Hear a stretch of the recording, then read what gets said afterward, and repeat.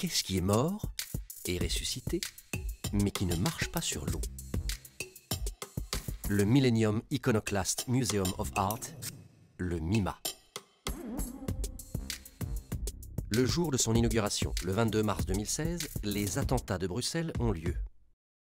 Le lancement est avorté et le musée garde ses portes closes. Le cœur n'y est plus. Le musée est mort-né. Mais le projet ressuscite un mois plus tard. Une vision nouvelle de sa mission lui redonne une raison d'être. Le projecteur qui devait éclairer l'œuvre d'art sera tourné vers le visiteur. La scénographie d'exposition s'adressera à un large public en privilégiant l'émotion sur la rhétorique. Cela fait donc déjà 2 MIMA. Un premier imaginaire, le projet avant l'ouverture, qui pensait raconter uniquement l'histoire avec un grand H, et un deuxième réel, celui qui existe depuis son lancement et qui écrit sa propre histoire avec la grande histoire pour décor. Y en aura-t-il un troisième? Ou continuera-t-il éternellement à jouer la même musique? Ou disparaîtra-t-il? Réponse en 3 actes. Acte 1. L'âge des mythes virtuels.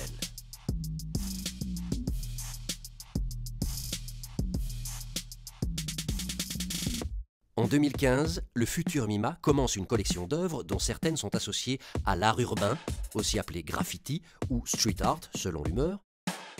Pourquoi ces artistes?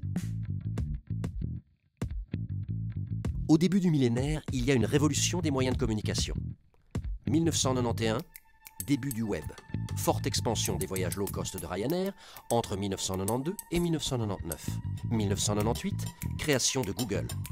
1999, MSN Messenger et le service de partage de fichiers Napster. Premier iPod en 2001.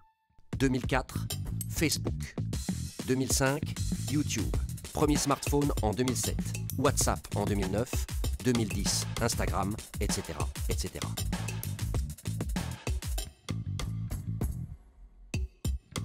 De nombreuses subcultures comme le graffiti, le street art, le skateboard, la BD et d'autres prennent rapidement possession de ces nouveaux canaux de diffusion pour se mettre en avant.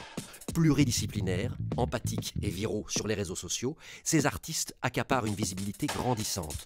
En Belgique, le MIMA joue le rôle de Pygmalion pour ses acteurs iconoclastes qui se distinguent par ce langage esthétique puisé à la fois dans celui des subcultures et dans l'art contemporain. Acte 2. Au commencement, il y avait l'action. Dès le départ, la jeune institution demande aux artistes de faciliter l'accroche à leur travail pour le visiteur. Cette stratégie est devenue l'ADN reconnaissable du MIMA. À ce jour, il y a 12 chapitres d'exposition.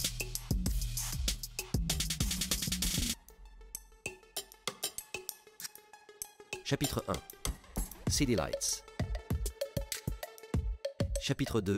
A Friendly Takeover. Chapitre 3. Art is Comic. Chapitre 4. Wonderland. Chapitre 5. Get Up, Stand Up. Chapitre 6. Dreambox. Chapitre 7. Obsessions. Chapitre 8. Zoo. Chapitre 9. Verisimilitude. Chapitre 10. The Art of Laurent Durieux. Chapitre 11. The ABC of Porn. Chapitre 12. MIMA Reload. Acte 3. Dead or Alive.